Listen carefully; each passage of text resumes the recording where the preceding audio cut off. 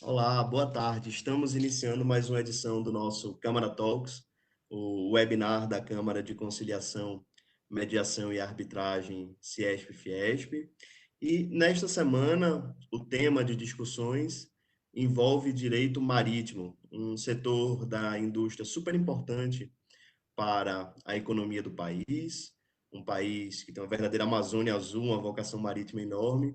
Então, é muito bom e muito importante trazer a discussão sobre a utilização de arbitragem, também de mediação, enfim, dos meios adequados de resolução de disputas, para aquilo que diz respeito a esse setor da economia e, mais propriamente, ao direito marítimo. E nós temos aqui conosco, nessa semana, além da minha apresentação no programa, eu sou João Lessa, e da nossa Jéssica Cacique, que será facilitadora dos debates, representando nossa Câmara, nós temos três grandes nomes do setor, três profissionais respeitados que nos honram com a presença aqui no nosso Câmara Talks. Nós temos a doutora Ingrid Zanella, que é doutora pela Universidade Federal de Pernambuco e sócia do Queiroz Cavalcante Advocacia. Doutora Camila Mendes Viana, LLM pela London School of Economics e sócia de Kincaid Mendes Viana Advogados, Rio de Janeiro. E o doutor Eduardo Lebreiro, LLM pela University of Southampton e gestor jurídico da Votorantim Cimentos. Ingrid, Camila, Eduardo, que bom tê-los conosco. Recebam desde logo o nosso abraço, é uma satisfação. E então vamos, já sem mais delongas, iniciar o nosso debate, iniciar a nossa conversa de hoje. Jéssica, por favor. Obrigada, João, e agradeço também Camila, Eduardo e Ingrid pela participação. Eu tenho certeza que vai ser bastante enriquecedor essa discussão. E para orientar a nossa conversa, eu gostaria de fazer algumas perguntas. A primeira pergunta, ela diz respeito de perto ao nosso momento atual, e eu quero direcionar para começar a respondê-la para a doutora Camila, que é quais são os impactos da pandemia nas contratações de direito marítimo, quais são os conflitos que podem surgir nesse cenário de pandemia.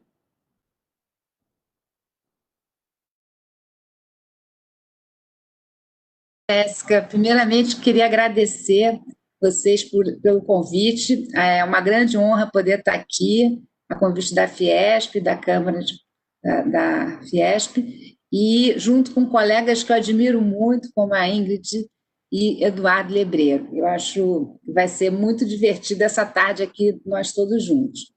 Bem, o impacto foi enorme no setor, a gente tem trabalhado muito, principalmente na revisão das cláusulas de força maior, de pandemia, se está incluído, se é força maior, se não é força maior, conforme o tipo de contrato.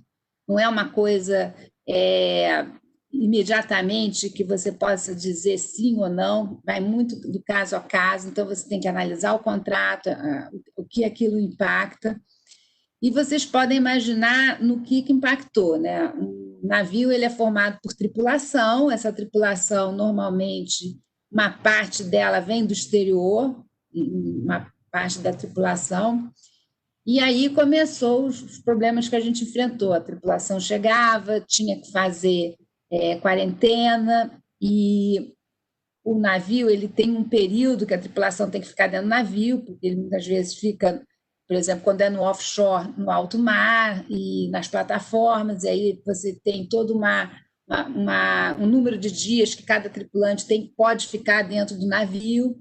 E aí a gente viu situações que não podia se trocar a tripulação, porque ficava com receio de pegar o vírus, então começou a impactar nesse aspecto.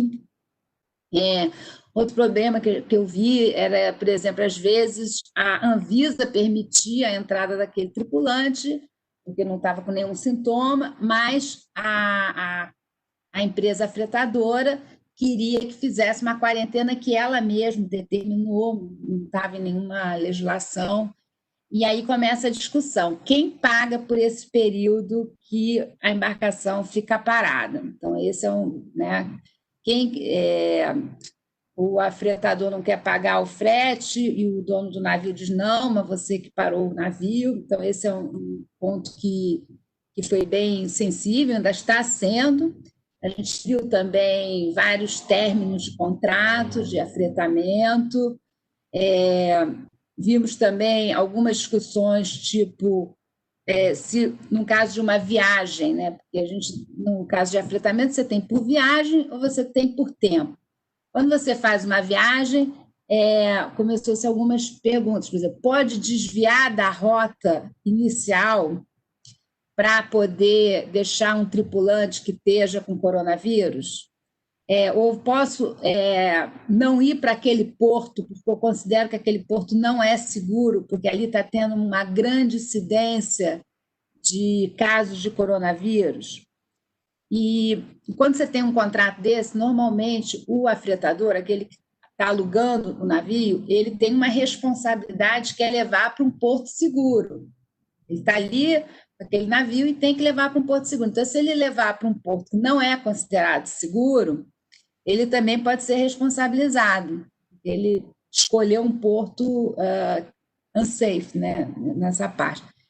Então, assim, tem tantos problemas que acontecem que eu acho que a gente, se for aqui descrever tudo que eu estou vivendo no dia a dia aqui, todo dia eu tenho um telefonema de alguém desesperado, como é que a gente vai fazer nesse caso? Mas eu acho que é um desafio para todo mundo. Eu só gostaria de terminar dizendo o seguinte, que os armadores, a tripulação, eles têm sido fantásticos, porque é considerado um serviço essencial e, apesar de todas as dificuldades, nós não tivemos nenhum impacto de parar a importação brasileira ou a exportação brasileira, e a área dos navios marítimos representa mais ou menos 95% das nossas exportações e importações. Então, foi bem importante que o transporte marítimo não tenha parado por conta da pandemia. Acho que alguns exemplos aqui para vocês. Obrigada, Camila. Foram exemplos que deram para perceber o caos que a pandemia criou, especificamente nesse setor.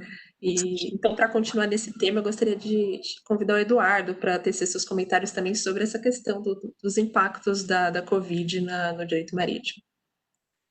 Não, obrigado, pessoal. Antes de mais nada, gostaria de agradecer o gentil convite da Câmara CIESP-FIESP. É um prazer enorme estar com vocês aqui. A doutora Camila, minha eterna chefe, tive um prazer enorme de trabalhar com ela por bastante tempo, aprender, enfim, é realmente uma referência absurda na área. A doutora Ingrid também, sabe, uma grande referência na área, enfim, uma doutrinadora de mão cheia. Então, eu tenho uma honra tremenda de estar aqui essa tarde com vocês. Tentando aqui contribuir com as discussões e com um tópico que é muito interessante. De fato, essa pandemia pegou todo mundo de surpresa por razões óbvias, e as interpretações de situações que podem levar a força maior têm demandado bastante os advogados dessa área, como a doutora Camila bem colocou. Então, enfim, os tribunais vão ter que se deparar com os questionamentos, não pura e simples se a pandemia é força maior ou não, mas do que ela impactou o negócio daquela empresa. O que aquela empresa fez para mitigar aqueles problemas? Eu acho que, seguindo esses caminhos, poderia-se chegar à conclusão se sim ou não essa pandemia poderia ser considerada força maior para aquele tipo de atividade.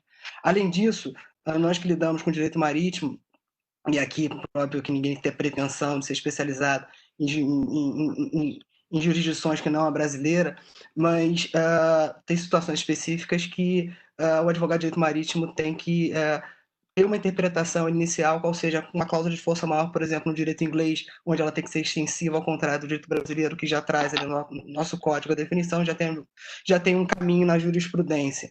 Então, nessas cláusulas do direito inglês ou do direito de Nova York, é trazido a pandemia de forma genérica, como uma situação de força maior, sim ou não? Eu acho que é um cuidado que os advogados, a partir de agora, têm que tomar, se eles quiserem excepcionar, trazer como força maior a questão da pandemia. Ponto absurdamente interessante que a Camila trouxe foi da questão do porto seguro, ou seja, do safe on safe port, que é extremamente interessante e importante nos contratos de fretamento. Nessa situação que a gente está vivendo, a gente pode considerar que é um unsafe port a pandemia, não estou dizendo que sim nem que não, porque é algo que hoje tem no mundo inteiro, mas assim, pensando já fazendo um brainstorm aqui, se eu sou administrador de um porto e tomo todas as cautelas possíveis, imagináveis, quanto à questão de sanitização, detetização, eu entendo que o meu porto é safe, ou seja, eu entendo que o meu porto é seguro, eu entendo que não tem nenhum problema. Agora, um determinado porto que não adote essas cautelas, poderia, não estou dizendo que é, mas poderia se refletir a possibilidade de ser unsafe. Ou seja, é algo que está generalizado no mundo, então se a gente pegar só o termo pandemia, nenhum porto vai ser mais safe, mas obviamente eles são seguros. Então, quais são os cuidados que as administrações portuárias têm que ter nesse sentido? Sabe? Então, isso força também a todos a adotarem todas as cautelas possíveis e imagináveis para combater a propagação do coronavírus.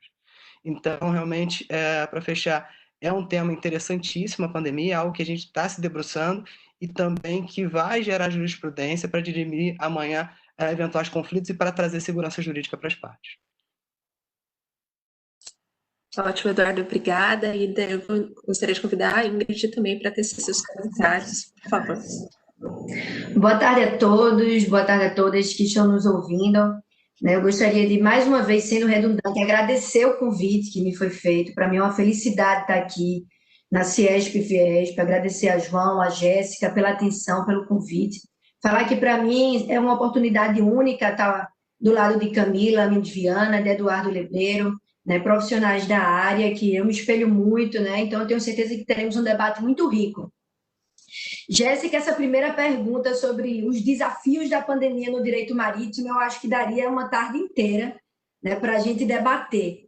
Eu acredito que a gente teve uma inovação, uma conquista para o direito marítimo nessa pandemia, que foi o reconhecimento do transporte aquaviário e das atividades portuárias enquanto atividades essenciais. Nós chamamos a atenção do mundo para que todos nós estivéssemos em casa, no nosso conforto. Nossa carga ela precisava ser transportada, 90% da carga passa pelo modal aquaviário, pelo mar, e nós precisávamos ter normas que trouxessem segurança para não existir qualquer tipo de obstacularização para o transporte marítimo ou para as atividades portuárias. Então, esse foi uma conquista para a nossa área, o reconhecimento da imprescindibilidade dessas atividades, principalmente no momento de caos, no momento de pandemia que estamos passando. Depois, nós tivemos diversos órgãos, já que a atividade marítima ela é amplamente regulada, diversos órgãos estabelecendo normas para que existisse esse funcionamento pleno, para que os portos fossem seguros, como ponderou Camila, ponderou Eduardo, normas da Anvisa, livros médicos obrigatórios a bordo, período de quarentena, tivemos normas da ANTAC, normas da Receita, nós tivemos uma importação de produtos médicos enorme, tivemos mais de 19 mil toneladas de produtos médicos sendo importados e precisávamos de um desembaraço aduaneiro extremamente rápido e célere para atender a demanda daquela sociedade. E fora, depois desse momento de adaptar o comércio para atender as demandas da sociedade através do modal marítimo e do serviço portuário, nós aí passamos para problemas específicos. Demurra de navios em portos, quarentenas, demurras de carga, com reconhecimento ou não de força maior, que vai trazer uma repercussão direta nos contratos de seguro marítimo, inclusive, isso vai ser um grande problema. Eduardo ponderou até no direito internacional como outros tribunais devem interpretar isso. Isso é muito importante no direito marítimo, já que grande parte da nossa navegação é de longo sul com bandeiras, embarcações de outras bandeiras, e precisamos ter uma uniformidade de entendimento para atuar nesse modal internacional. Essa questão de contratos, se pode existir um reajuste de contratos, inclusive contratos portuários, reajuste com base em força maior, fator príncipe, etc. e tal. Então, são diversos problemas que nós passamos e eu acredito que todos eles nos levam para uma palavra que é o bom senso.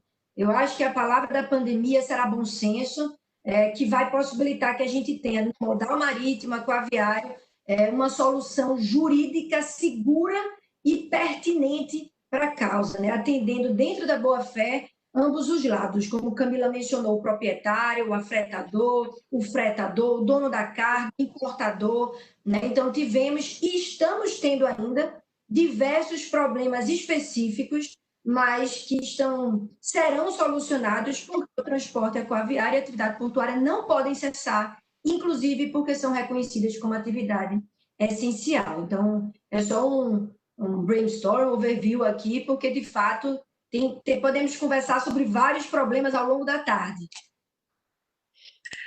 Obrigada, Ingrid. Realmente, problemas são que não faltam.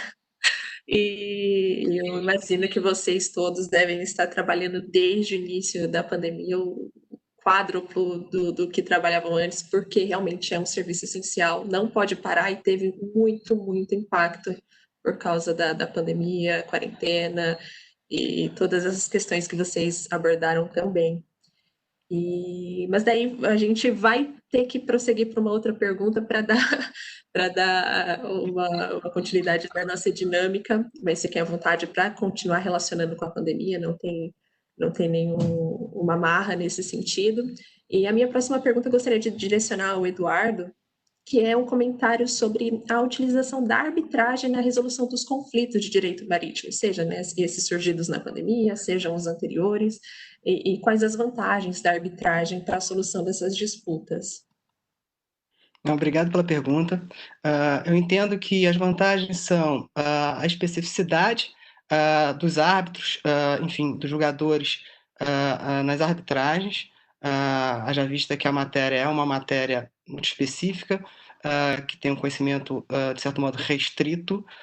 Então, eu acho que a primeira vantagem é essa, ou seja, de você ter árbitros ali, enfim, que vão trazer uma maior especificidade, um conhecimento técnico bem avançado, e com isso a segurança jurídica vai se impor. A segunda questão é a confidencialidade, ou seja, as empresas têm o interesse que aquele problema ali posto, enfim, aquelas discussões, aquele contrato que vai ser analisado, fique restrito ali a elas partes e, no máximo, aos árbitros, por razões óbvias. Ou seja, que isso não seja divulgado, que daí não traga um impacto negativo para as questões comerciais.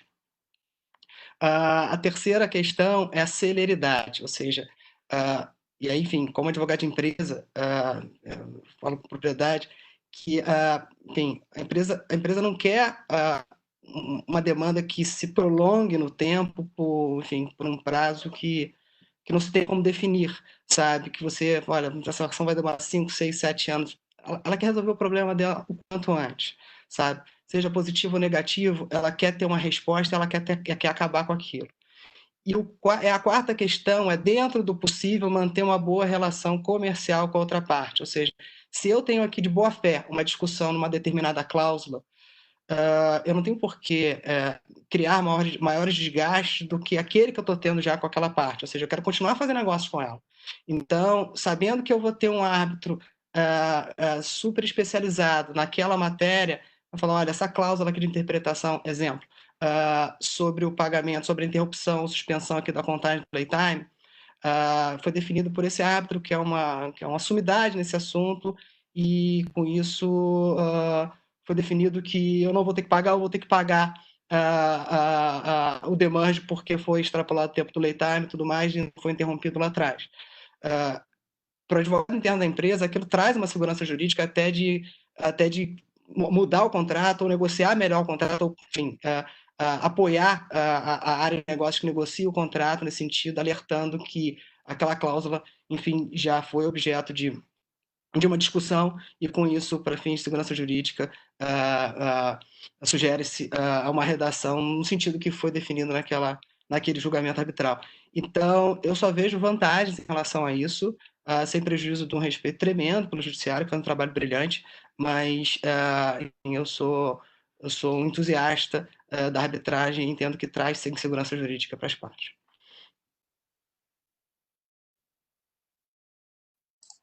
Obrigada, Eduardo. Ainda sobre esse tema, também gostaria de convidar a Ingrid para fazer seus comentários. Obrigada, Jéssica. Eu acredito que Eduardo encerrou com a palavra-chave da resposta: segurança. né? Quando a gente fala sobre o procedimento arbitral, a mediação dentro de solução de conflitos e disputas no setor marítimo, o principal ganho para todas as partes é a segurança. E a gente tem a segurança não só pela especificidade da matéria, ora, o direito marítimo ele é tão complexo que nós temos um tribunal no Brasil para julgar apenas acidentes marítimos, formado por juízes com especialidades específicas a mais do que os juízes que integram o judiciário. Então, a especificidade é o primeiro item da segurança. A outra questão é tempo. Nós estamos diante de demandas, em regra, com altos custos envolvidos, né? E a arbitragem ela possibilita, inclusive, embargo preventivo de navio, arresto. E a outro aspecto da segurança é conhecer a norma que vai reger as partes.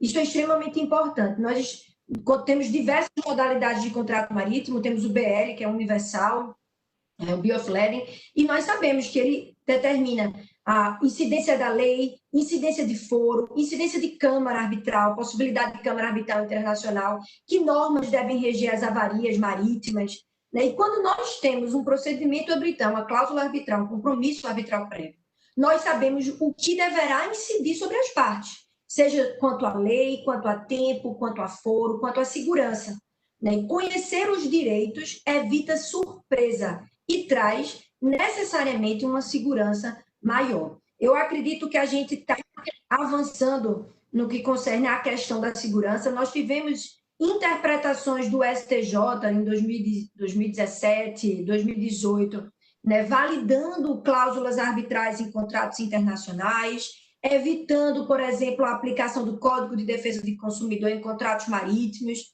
Então, isso já mostra que o Brasil está com essa tendência. Nós temos a jurisdição arbitral, ela tem a mesma força de um título executivo judicial, é um título executivo. Então, temos que trazer essa segurança prática e teórica para dentro do judiciário, inclusive facilitando a homologação de sentença estrangeira e o entendimento do judiciário para que essa segurança ela seja cada vez mais efetiva. Inclusive, nós tivemos em 2019 um entendimento se a cláusula arbitral deve ou não incidir sobre o segurador, né? Já é uma extensão de uma tendência à obrigatoriedade da cláusula arbitral para as partes, o que ratifica a palavra segurança. Então, eu acredito que o maior ganho, todos esses, estão atrelados à segurança negocial entre as partes. Perfeito, obrigada, Ingrid. E também convidar a Camila para fazer seus comentários sobre a arbitragem no direito marítimo. Eu vou endossar o que eles já colocaram com relação aos principais pontos positivos da arbitragem marítima e que se aplica a todas as arbitragens, como confidencialidade, rapidez, segurança jurídica e ter o conhecimento da matéria. Mas aí eu queria aqui só fazer uma pequena pausa para a gente analisar. Quer dizer, a arbitragem começou na área marítima. Eu sei que tem gente assistindo aqui e que talvez nem saiba disso, mas nós, da área marítima, fomos quem criamos a arbitragem no mundo, entendeu? E isso, assim, a gente tem que lembrar. E foi desde a época dos fenícios. Então, assim, a arbitragem no direito marítimo é uma constante há muitos anos, né? E passou por todas as épocas, dos fenícios, passou pela Itália, na época das grandes navegações, também Espanha, Portugal. Sempre que havia disputas sobre navegação, carga, perdimento de carga, estava lá a arbitragem. E, olhando assim do ponto de vista mais internacional, porque o direito marítimo, ele, apesar de ser um direito dentro do direito comercial, ele também abrange uma área internacional. O direito marítimo, os contratos, normalmente são contratos padronizados, como os contratos BIM, que já vem assim, Open Sales Form, vendas de embarcações, contratos de afretamento, já tem aqueles modelos que os armadores, digamos, compram aquele modelo e colocam lá o nome das partes. E nesses contratos padronizados da indústria, ele tem sempre uma cláusula de arbitragem e coloca lá que você pode escolher entre Londres, Singapura e Nova York. Infelizmente, não tem Rio de Janeiro, nem São Paulo, nem Recife, por enquanto, mas tem esses 3 países. E, por isso, talvez 80% da arbitragem marítima no mundo seja feita em Londres, né? É o grande local que as pessoas se sentem seguras. Normalmente, as partes são de diversas nacionalidades e falam, então vamos fazer em Londres, porque não fica nem no seu domicílio, nem no meu. E Londres é onde concentra. Então, eu vejo a arbitragem marítima no Brasil ainda como um desafio da gente trazer essa segurança para o mundo internacional e para o mundo mesmo aqui dos nossos contratantes brasileiros, que eles consigam ver como uma forma de solucionar rápida, de forma eficiente e com um valor razoável as arbitragens marítimas no Brasil. Então, isso aí eu acho que vai ser o nosso próximo desafio, da gente conseguir fazer aumentar o número de arbitragens. Só para dar uma ideia, em 2017, em Londres, você teve 1.500 arbitragens, que é um número bem grande, se comparado ao número de arbitragens de todas as áreas no Brasil, né? E isso aí eu acho que tende ainda a aumentar aqui no Brasil. Acho que a gente está iniciando na arbitragem marítima no Brasil e vai aumentar no futuro, porque você já está vendo algumas empresas colocando a cláusula de arbitragem nos contratos com mais frequência. Então, isso aí às vezes demora um contrato até ele começar a dar problema, demora algum tempo, e aí a gente vai ter as arbitragens. Então, acho que é basicamente isso. Eu acredito muito na arbitragem, também porque o judiciário já está muito assoberbado. Quer dizer, isso também é um outro ponto, né? A gente não tenho nada contra o judiciário, gosto muito de ir para o judiciário também, mas eu acho que tem um espaço para a arbitragem que ela ainda é muito reduzida se comparado ao judiciário. Basicamente, seria esses os pontos. Perfeito, muito obrigada, Camila. A gente vai evoluindo aqui nas perguntas, mas eu queria me endereçar ao público que está assistindo para ficar à vontade para fazer perguntas pelo chat, que a gente retransmite aqui e amplia o nosso debate. Então, passando para o próximo tópico, que vai ser direcionado para a Ingrid, relativo à administração pública. Em relação ao direito marítimo, se é possível esperar uma maior utilização da arbitragem pela administração pública e o que a experiência tem nos mostrado. Perfeito, Jéssica, obrigada pela pergunta. E eu vou começar pegando um gancho da fala de Camila. Eu acho que essa pergunta, ela estimula a utilização do Brasil das câmaras arbitrais situadas no Brasil. Em 2019, nós tivemos um marco na possibilidade de arbitragem no transporte e principalmente nas atividades portuárias, que foi o decreto 10.025 de maio de 2019, né? Ele trouxe o estímulo para a prática de arbitragem dentro do transporte, principalmente dentro dos portos.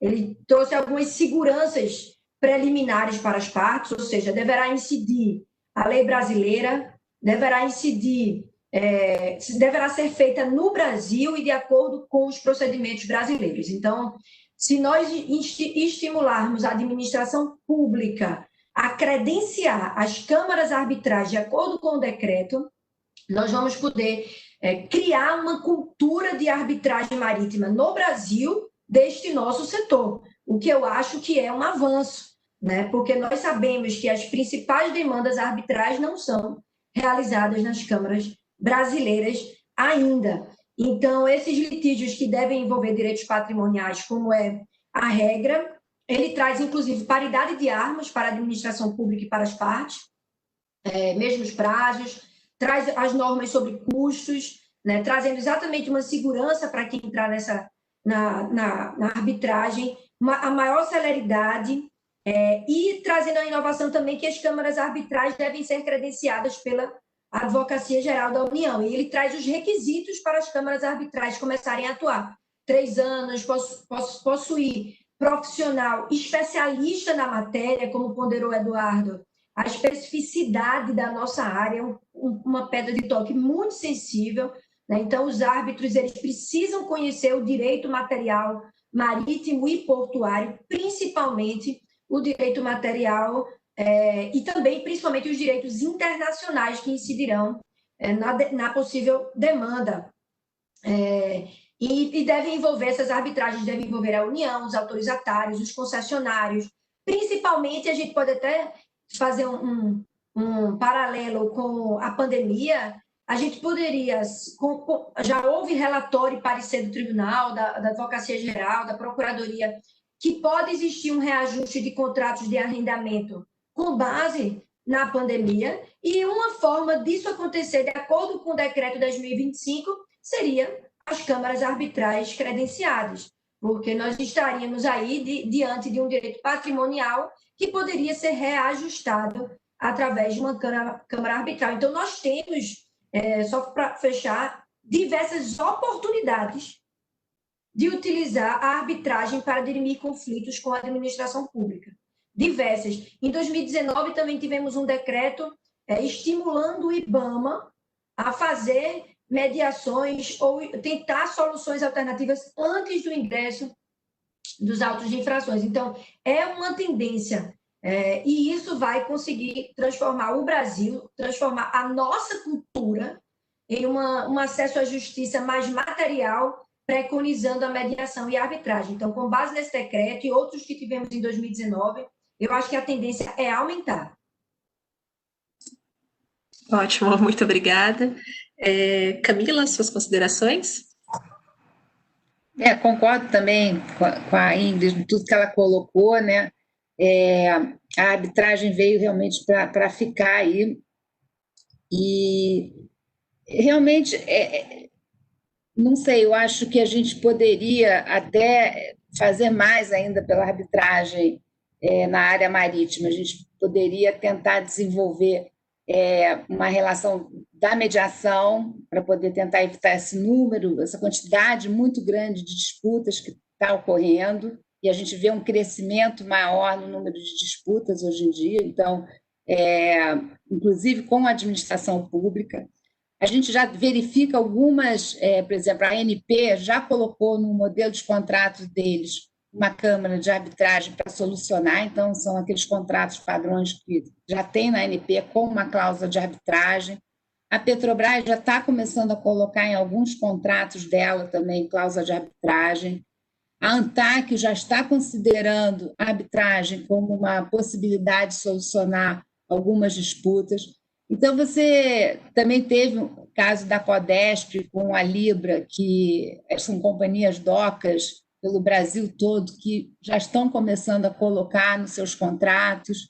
Se eu não me engano, também o Sindicato dos Estaleiros colocaram cláusula de arbitragem. Então, a gente vê que vai ter uma mudança no futuro próximo, onde a gente vai ter mais e mais arbitragens marítimas.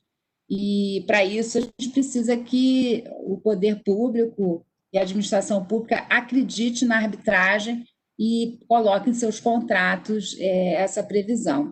Basicamente, acho que é isso. Obrigada, Camila. E passando para o Eduardo também fazer seus comentários. Obrigado pela oportunidade. Eu acho que as doutoras Ingrid e Camila esgotaram o assunto. De fato, a arbitragem só vai trazer vantagens para a administração pública. O exemplo que a Ingrid colocou do IBAMA, ou seja, para mim, é bem exemplificativo no que tange a utilização da arbitragem para, de fato, dirimir um conflito com celeridade, especificidade e trazendo segurança jurídica. No final do dia, é o que as partes querem. Ou seja, elas querem dirimir os seus conflitos da forma mais rápida possível e da forma mais eficaz e que traga a maior segurança jurídica. Então, a arbitragem na administração pública, no meu entender, também vai trazer isso. Sendo assim, só vai trazer vantagens para o país, e para as empresas de forma geral, enfim, para a nossa administração pública, para as empresas públicas do país, e com isso a gente vai ter um ganho tremendo. Obrigada, Eduardo. Sobre o tema, acredito que o João também queira fazer alguns comentários. Obrigado, Jéssica. Na verdade, é corroborar um pouco com a nossa experiência, a nossa interlocução com o setor público. Quando a gente está falando de arbitragem e administração pública, e o recorte de direito marítimo ou portuário, né, e administração pública é um recorte dentro desse mundo. A gente precisa lembrar o quanto a gente caminhou até chegar à presente discussão.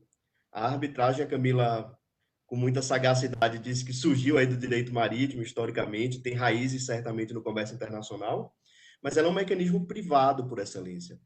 E por ser privado, pelo ato de ser uma pessoa que goza da confiança das partes, não ser alguém investido pelo poder do Estado, o próprio sentido de jurisdição, durante muito tempo era um tabu, não só no Brasil, mas no Brasil isso perdurou por mais tempo, falar em arbitragem e administração pública. Não é? O Brasil também que não optou, optou por não participar de alguns fóruns e possibilidade de arbitragem, ou de resolução de disputas em nível internacional. Por exemplo, a Convenção ICSID de Washington, o Brasil não oferece a ferramenta para investidores estrangeiros, é uma opção. Então, durante muito tempo, talvez até pela nossa doutrina de direito administrativo, não é culpa dos administrativistas, mas a ideia de coisa pública, a ideia de preservação do interesse público, dificultava a sedimentação da ideia de que o espaço privado de resolução de disputas não significa nem privatização da coisa pública, nem perda de controle pelo próprio Estado. Quer dizer, o Estado ele pode, e tem feito muito bem, determinar qual é o quadro legal, qual é o arcabouço jurídico que vai se desenvolver e, com segurança jurídica, se valer dos benefícios da arbitragem, que aí o Eduardo sintetizou muito bem na resposta da primeira pergunta. Quer dizer, não é só o particular que quer mais segurança jurídica com maior especialidade de quem julga o caso. Não é só o privado que quer uma decisão mais rápida. Isso é de interesse público, quer dizer, atingir esses objetivos é parte do interesse da administração eficiente na gestão dos conflitos. E a minha impressão, a gente conversa com vários interlocutores no âmbito da Procuradoria-Geral do Estado de São Paulo, que, aliás, realizou um cadastramento de câmaras recente. A PGE hoje tem um site dedicado à equipe de arbitragem, uma equipe na Procuradoria do Estado de São Paulo de procuradores dedicados ao tema. O mesmo, no âmbito da AGU, se não me engano, são 4 ou 5 advogados da União, que se dedicam exclusivamente ao tema de arbitragem, no âmbito da AGU, isso sem falar nos outros entes federais, que também têm seus corpos próprios. Isso é um avanço enorme. Então, o tema, eu acho que tem sido debatido com muita propriedade. Acho que, de maneira geral, a administração pública brasileira está aberta assim, ao tema. Eu não tenho dúvida de que isso vai chegar, inclusive, no setor aí, marítimo em sentido amplo, portuário, de transporte, logística, etc, etc. Mas o que eu acho bacana a gente olhar, a gente vê a possibilidade de crescimento disso, mas a gente precisa lembrar o quanto se caminhou, e é quase uma tática de guerrilha a história da administração pública no Brasil, porque começaram com autorizações setoriais, Alguns setores, alguns tipos de contratação se passou a permitir a arbitragem, inclusive até se chegar à parte aí de transportes, portuário, ferroviário, aquaviário, etc, etc. E até se chegar em 2015 é uma reforma da lei de arbitragem que diz que pode arbitragem com a administração pública direta e indireta, com alguns requisitos, Desde que seja em português, desde que se respeite publicidade, quer dizer, é uma história muito interessante de se observar o desenvolvimento. Eu não tenho dúvida de que, para quem trabalha com direito marítimo, isso é uma tendência, é algo que estará no radar em muito pouco tempo, num volume muito maior. E quando a gente fala numa economia como a brasileira, em que o Estado tem um papel muito importante de indutor econômico, de direcionador de boa parte dos grandes investimentos, trazer também os grandes assuntos para o cenário da arbitragem, em alguma medida, parte dos grandes assuntos. Era esse o comentário. Assim, eu acho que o momento institucional é muito certo, a leitura de vocês é muito, muito oportuna, sabe? Obrigada, João. Agora vou passar para uma pergunta que, na verdade, acredito que a Camila já tenha até começado a tratar. Eu vou direcionar a pergunta justamente para ela, que é o cenário atual nacional da arbitragem, especificamente em relação à arbitragem institucional. Quais seriam os pontos a serem trabalhados para atrair mais a inclusão ou a escolha de uma arbitragem institucional brasileira no direito marítimo?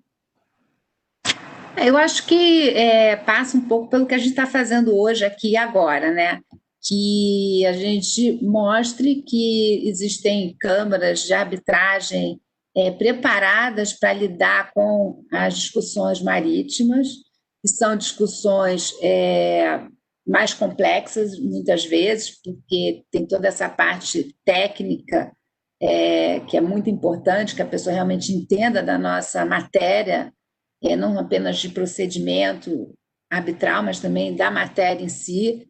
E acredito que a gente já está vendo esse crescimento. E também está ligado ao Brasil, né? Porque como a gente, quando está falando em direito marítimo, você está falando normalmente numa disputa que pode envolver partes de países diversos, não necessariamente apenas dentro do Brasil. Então, é preciso também que a gente passe a ser reconhecido internacionalmente como um local que possa ser feito as arbitragens. Então, daí eu acho que vai atrair mais a arbitragem institucional. Apesar de no direito marítimo existir muita arbitragem ad hoc, tá? Ainda é uma tendência na nossa área, porque justamente você procura pessoas que nem, digamos, no começo da arbitragem, você diz assim, aquele ali é o árbitro que eu quero, porque ele realmente conhece a matéria e vai me ajudar a ter uma decisão justa sobre esse assunto. Então, ainda tem muito essa parte. Mas eu acredito que a gente está no caminho certo, as câmaras de arbitragem estão fazendo o dever de casa, de desenvolver a arbitragem marítima, e cada vez mais a gente vê as empresas, inclusive Eduardo, que é do Votorantim, espero que esteja botando cláusula de arbitragem aí nos contratos, enfim, para a gente poder ter arbitragens no futuro, né? Eu acho que é isso aí. Obrigada. Que bom, eu que agradeço. Aproveitar já para falar que a Camila respondeu uma das perguntas que a gente recebeu no chat, que era sobre a utilização a tendência da utilização de arbitragem ad hoc no direito marítimo. Então, se vocês, os outros dois, quiserem também passar por esse ponto nas suas respostas, fiquem à vontade. E agora eu passo para a Ingrid fazer seus comentários. Oi, muito obrigada. Eu acredito que a gente tem que trazer essa segurança da utilização do Brasil com as câmaras arbitrais daqui para fora, né, e criar a nossa cultura de solução alternativa de conflitos. A gente precisa criar no Brasil essa cultura, né? São temas que, por incrível que pareça, não são tão comuns em serem debatidos em judiciário. Então, a gente precisa demonstrar para empreendedores, empresas, judiciário, parte, que existe essa forma muito mais séria e segura, discreta, para todas as partes. Então, eu acho que o primeiro obstáculo é entender e criar a cultura nacional de arbitragem no nosso país, para depois passar para o âmbito internacional essa segurança. Só para a gente ter uma ideia, nós temos um tribunal marítimo aqui, regido pela Lei 28 de 1954, que tem competência para atuar como câmara arbitral, e nunca o fez. Lógico que a gente vai precisar de um regulamento interno para esse tipo de procedimento, mas é um exemplo de como a gente poderia já estar trabalhando com estruturas ou câmaras arbitrais dentro de acidentes, já que temos um tribunal específico para a área. Outro tema que eu acho importante é nós termos uniformidade de interpretação conforme as normas.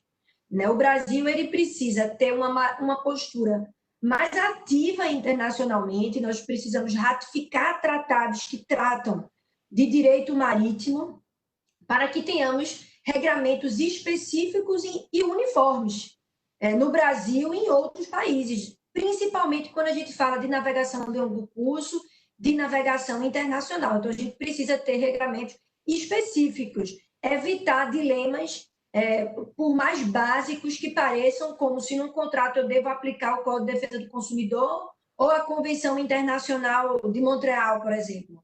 Então, a gente precisa evoluir para ter regramento específico, possibilitando que haja uma uniformidade de entendimento, principalmente no judiciário. A gente fala de arbitragem, mas é muito importante a gente chamar a atenção de que o judiciário ele tem um papel importante no reconhecimento da solução arbitral como solução célere, rápida e segura.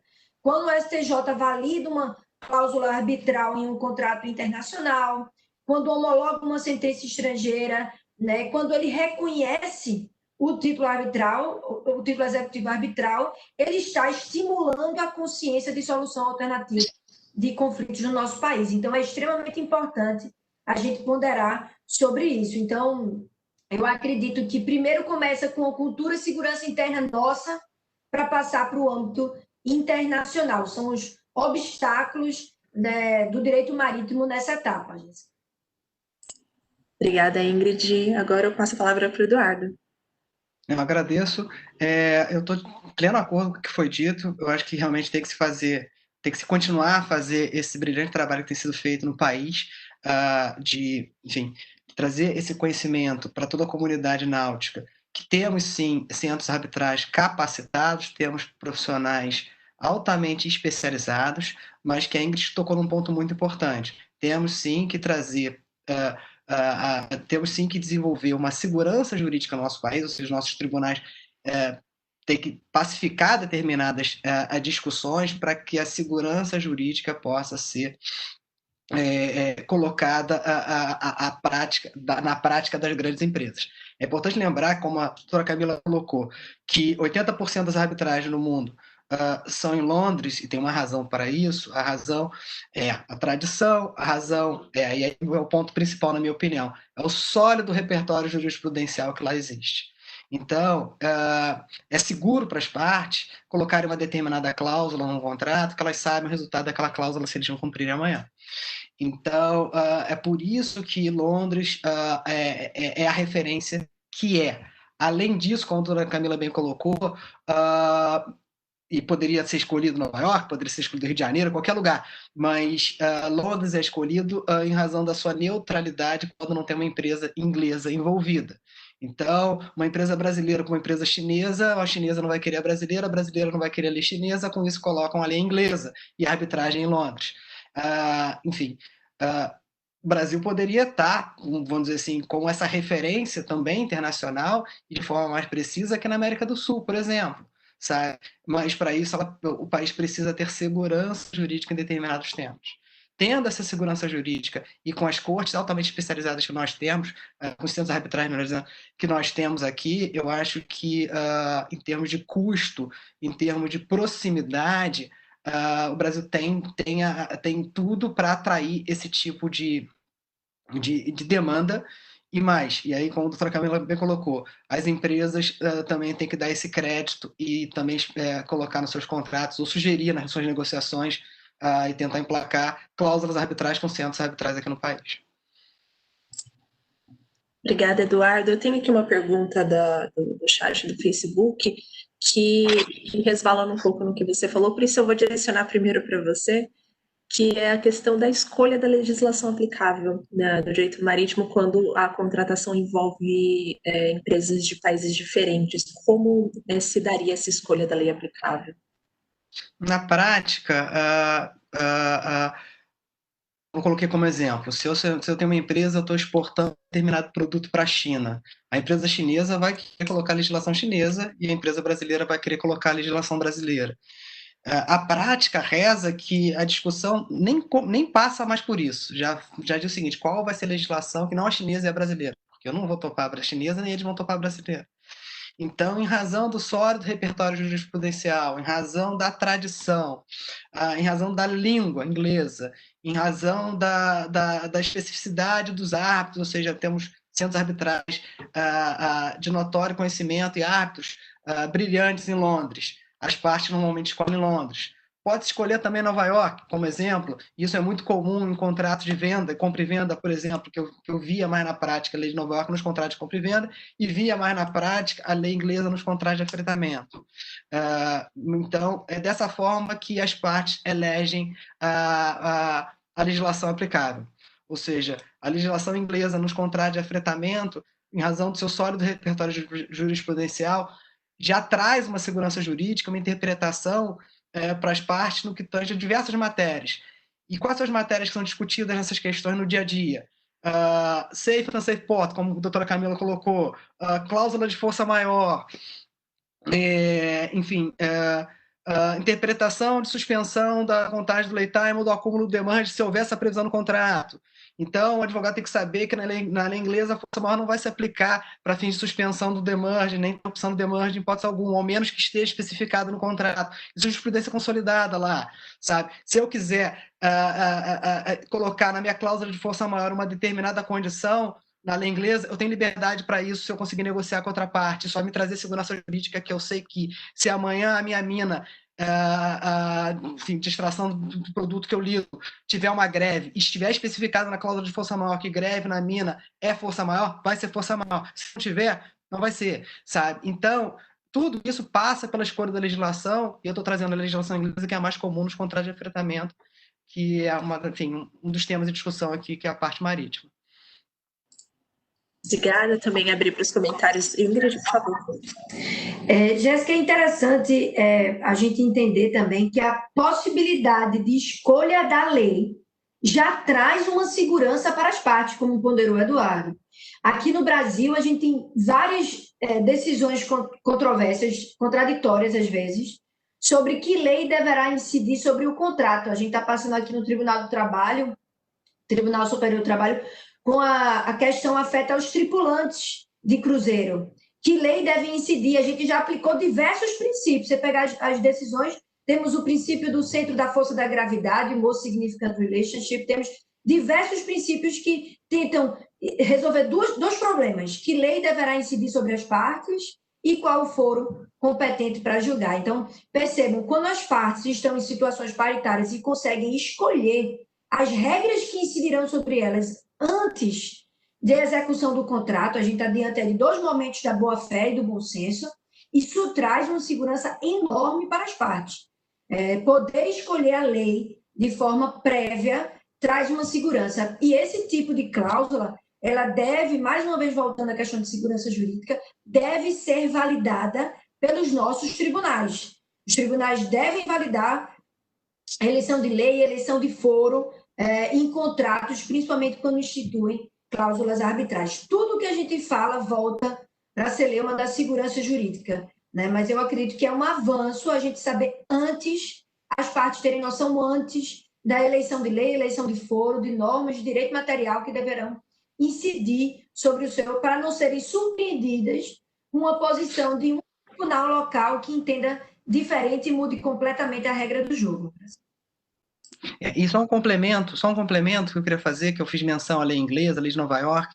Uma outra questão em relação a essas legislações é o respeito profundo ao pacta sunt servanda, ou seja, ao contrato de fato vai ali entre as partes. Então, ao menos que seja uma aberração, exemplo, vou botar uma multa por um valor inexequível, o que está escrito ali vai prevalecer, sabe? Então, isso traz muita segurança jurídica para as partes, isso traz previsibilidade, que é o que no final do dia importa para as grandes empresas. Então, por isso que a escolha de uma legislação que te traga a segurança jurídica é o mais importante nesse tipo de negociação. Obrigada, Eduardo. Pode comentar, Camila.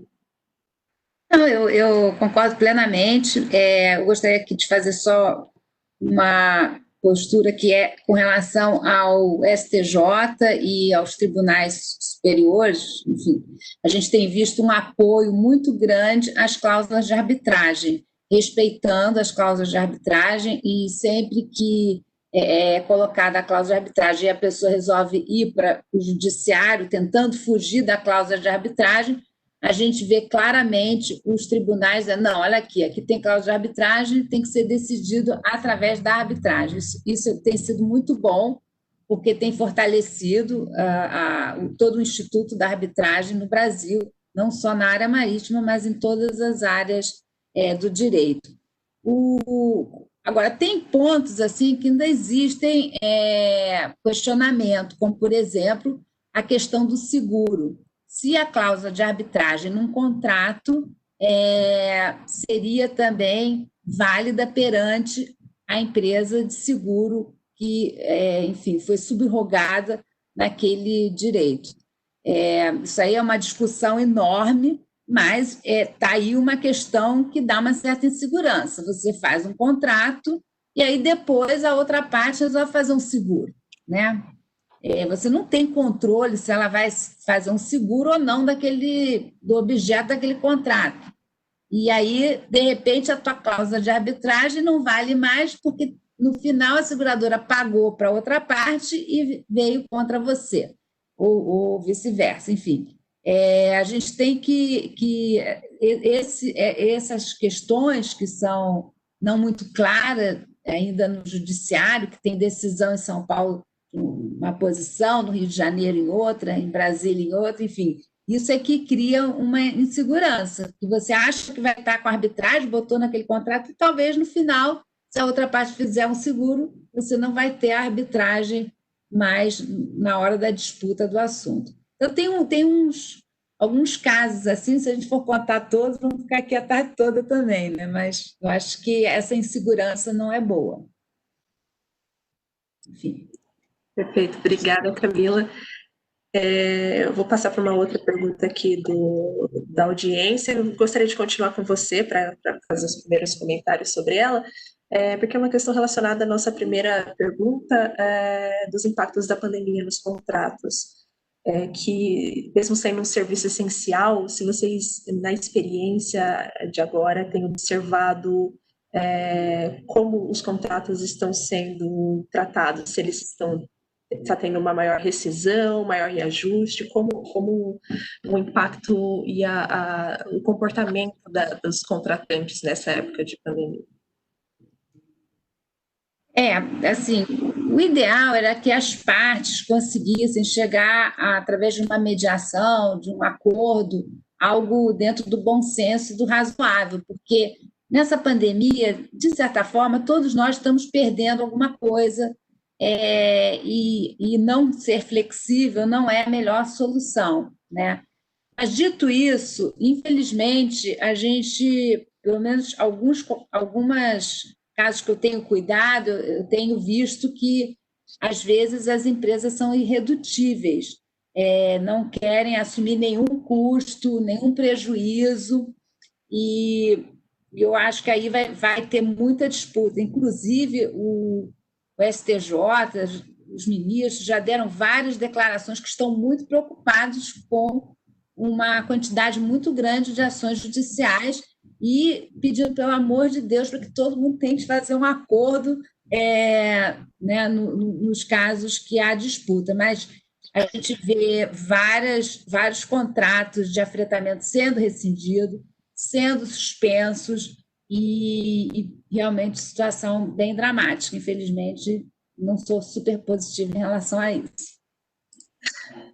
Camila, Ingrid, se quiser também fazer sua percepção sobre como está sendo essa questão da resolução ou repactuação dos contratos. Não, eu acredito que Camila ela foi bem certeira na resposta. Nós estamos, de fato, com receio de existir uma multiplicação aí de causas no judiciário. A gente já sabe que o Poder Judiciário já está abarrotado de demandas, né? Saiu recentemente um repertório, né? um livro, um book das causas que já foram decididas pelos tribunais em face da pandemia. E eu acho que seria até salutar que os próprios advogados de empresas já entendessem qual será o tribunal e tentando resolver internamente, através de soluções alternativas, evitando que chegue ao judiciário, porque, de fato, a gente passou por diversos problemas, suspensão de prazo, realização de audiência, sustentação oral à distância, e agora abarrotar o judiciário de causas idênticas vai ser, sem sombra de dúvidas, um grande problema, mas, infelizmente, é o caminho que está se direcionando, judicialização. E o bom senso, como mais uma vez, o bom senso, a boa queixa na resolução de um problema, sabendo que foi um fato completamente inesperado, que não foi ocasionado por culpa de nenhuma das partes. Eu acredito que a gente tem que chegar no meio termo. Todos têm que ceder um pouco em prol de uma solução jurídica. Obrigada, Ingrid. Agora passar para o Eduardo, para ele passar a visão de empresa dele sobre essas questões contratuais, por favor. Eu concordo com tudo que foi dito. Eu acho que a palavra-chave é razoabilidade. E também entendo que cada caso é um caso, ou seja, não tem como se generalizar. Ou seja, não é porque eu tenho coronavírus, tem a pandemia, que em razão disso eu não vou cumprir com minhas obrigações contratuais. Não é por aí. Eu acho que cada caso é um caso. Ou seja, se a pandemia de fato me trouxe um grande prejuízo e eu tiver como comprovar isso, eu tenho que sentar com outra empresa e renegociar o contrato. Se não houver alternativa, realmente o judiciário é o caminho. De forma bem simplória, eu penso que é assim. Ou seja, se eu tenho um contrato, de uma forma totalmente genérica aqui, se eu tenho um contrato take or pay, que eu tenho que pagar, enfim, de todas as formas, eu tenho que pagar um valor fixo todo mês por aquele tipo de serviço. Se aquele serviço não está mais sendo realizado em razão da pandemia, eu acho que eu tenho que sentar com a empresa e conversar com ela e tentar renegociar, porque não é justo que eu pague por um serviço que não está sendo feito, mas também não acho que a empresa também tenha que, o contrato tem que ser rescindido por essa razão. Eu acho que as empresas podem conversar e chegar a um denominador comum para passar essa fase, porque eu também não quero que aquela empresa amanhã quebre, sabe, deixe de existir porque eu vou precisar dela amanhã, sabe? Então, é o que eu penso. Agora, como eu disse, não se pode generalizar. Tem que se analisar cada caso a caso e não se pode usar a pandemia para se escusar das suas obrigações contratuais quando você pode cumpri-las. É o que eu penso. Então, se eu consigo comprovar o meu prejuízo, se eu consigo comprovar o que eu fiz para mitigar aquele problema e não conseguir mitigar aquele problema, sim, eu estou diante de uma questão que deva ser discutida no que tange a uma eventual força maior com outra parte, e se não tiver jeito, levar para o judiciário. É o que eu penso.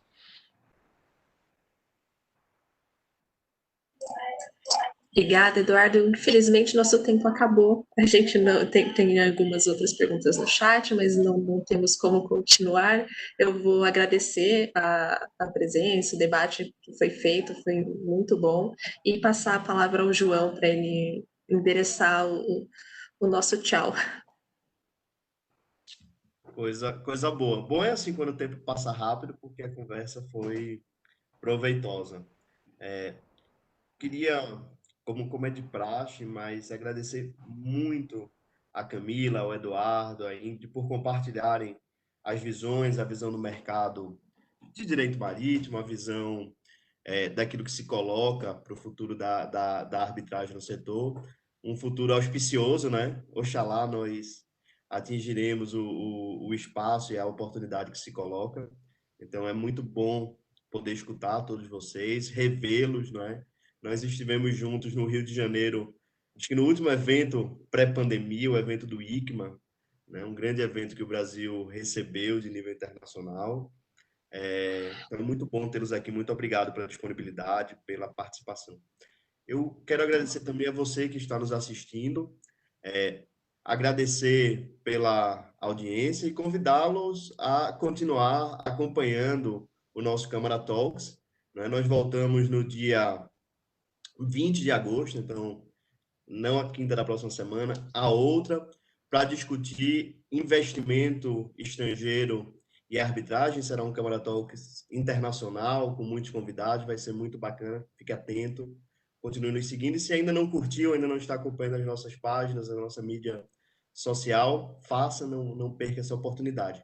E se tem alguma edição do Câmara Talks que você não pôde assistir e gostaria de voltar, essa foi o 11º programa, eles estão disponíveis no site da Câmara, você também pode verificar lá, câmaradearbitragem.sp.com.br. Então, meus caros, Camila, Eduardo, Ingrid, muito obrigado. Jéssica, obrigado pela condução dos trabalhos. Um forte abraço e uma boa tarde a todos. Obrigada.